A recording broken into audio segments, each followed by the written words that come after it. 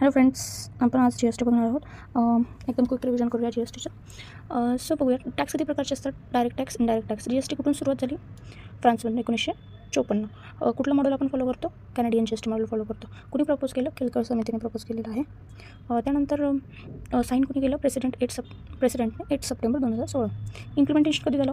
1 जुलै 2017. Constitution amendment bill कुठलं होतं? 122वं amendment bill होतं. कुणी इंट्रोड्यूस केलं? Introduce by finance minister Arun Jaitley. त्यांनी डिसेंबरमध्ये 2014ला हे कॉन्स्टिट्यूशन अमेंडमेंटमध्ये मांडलं होतं.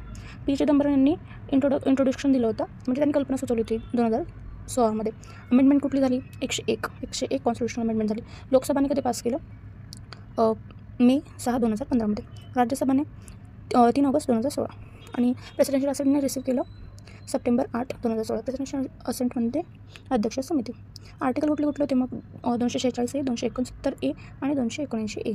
मेजॉरिटी कशी झाली? नॉट लेस दॅन 3/4, म्हणजे 3/4पेक्षा कमी. Types of G S T किती? C G S T, S G S T, I G S T. कुणाकुणाला द्यावा लागतो? सप्लायर, रजिस्टर्ड बिझनेस आणि कन्झ्युमर. आणि India has dual G S T structure, central and state. म्हणजे इंडियामध्ये 2 प्रकारचे structure आहे जी एस टीचे, सेंट्रल आणि स्टेटमध्ये. अशाच आपल्या अजून व्हिडिओसाठी तुम्ही कमेंट करा, लाईक करा, शेअर करा. आणि तुम्हाला इन डिटेल व्हिडिओ हवा असेल तर मला नक्कीच कमेंट करून सांगा. थँक्यू.